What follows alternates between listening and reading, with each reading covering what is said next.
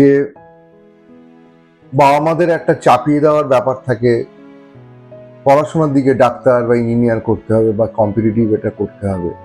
কিন্তু এখনকার দিনে তো প্রচুর সম্ভাবনা বদলে গেছে। আর প্রথাগত ডিগ্রি নিয়েই যে তাকে চাকরি করতে হবে বা এরকম কোর্স করে তাকে সফল হবে, সফল হওয়ারও ডেফিনেশনও চেঞ্জ হয়ে গেছে, আরো অনেক রকম ক্ষেত্র বা মাত্রা তৈরি হয়েছে। তো সেটা নিয়ে বাবা মাদের কি করে ব্রিজ আপ করা যায়, তাদেরকে কি করে বোঝানো যায়? নাহলে তো ওই প্রত্যাশার চাপটা যদি সবসময় আসতে থাকে, তাহলে তো ওই শিশুদের মধ্যে ওই জিনিসটা পড়বেই, রিফ্লেকশন হবেই। মানে আমরা এখানে কাকে ম্যানেজ করব? অ্যাজ এ কাউন্সিলর হিসেবে আপনি বাচ্চাদেরকে বেশি কাউন্সিলিং করবেন না বাবা মাকে কাউন্সিলিং করবেন, বা এটা রেশিওটা কি হবে এই জিনিসটাকে অ্যাড্রেস করার জন্য? আমার মনে হয় যদি আমরা এইভাবে ব্যাপারটাকে ভেঙে নিই, যে একেবারে ছোট বাচ্চা, কারণ নানান স্টেজে তো হয়, মোটামুটি ছোট বলতে আমি বলছি ধরুন 10 বছর থেকে বা এরকম 12-13 বছর, তাদের ডিলিংটা একরকম হবে তাদের সাথে।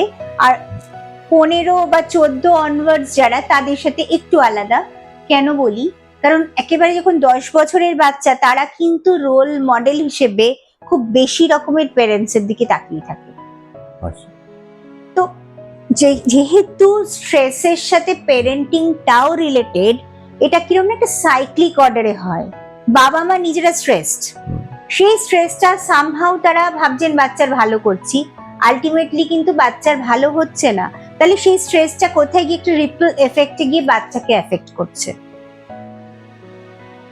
সুতরাং এই ক্ষেত্রে আমার মনে হয় বাবা মাকে আগে বুঝতে হবে যে you should give your child a space, বাচ্চাকে স্পেস দাও, সেটা খুব জরুরি। মানে আপনাদের যখন পেশাগতভাবে কোনো অভিভাবক বাবা মা তার বাচ্চাকে নিয়ে আসছে ধরুন আপনার কাছে কাউন্সিলিং করানোর জন্য, সেক্ষেত্রে আপনি কি একসাথে তাদের কাউন্সিলিং করান, না আলাদা আলাদা করে বাচ্চাকে বাবা মাকে আলাদা করে কাউন্সিলিং করান?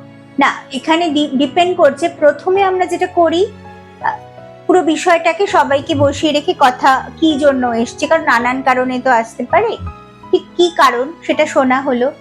তারপরে আলাদা আলাদা করে দুজনকে নিয়ে কথা বলা, এবং মোটামুটি সবাইকেই একটা করে বলা যে হাউ টু কোপ।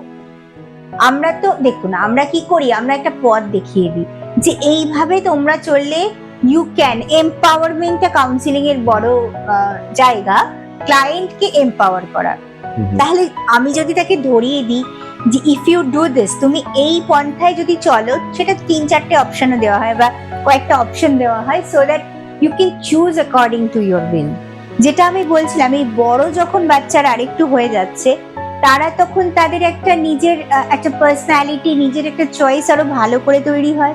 এবং তারা কিন্তু ওই যে বাবা মায়ের অনেক সময় 18 বছরের ছেলে বা 17 বছরের ছেলে মেয়ে পরীক্ষা দেবে, বাবা মা বলছে, মা স্পেশালি আমি বলবো, বাবারাও আছেন, এখন তুমি এটা পড়ো, 1 ঘন্টা পরে তুমি ওটা পড়বে, ডিকটেট করে দেয় একদম। এই যে বই খুলে দিলাম, এই পাতা থেকে এই পাতা পড়ো। এইটা কিন্তু নয়। আপনারা দায়িত্ব ছেড়ে দিন। দায়িত্ব তার। একটা বাচ্চা যখন মাধ্যমিক বা উচ্চ মাধ্যমিক পর্যন্ত পৌঁছাচ্ছে, তখন কিন্তু সে নিজের সম্পর্কে, আর আপনি যদি দায়িত্ব না দেন, ও কোনোদিনই দায়িত্বশীল হবে না। তো child should be given certain responsibilities.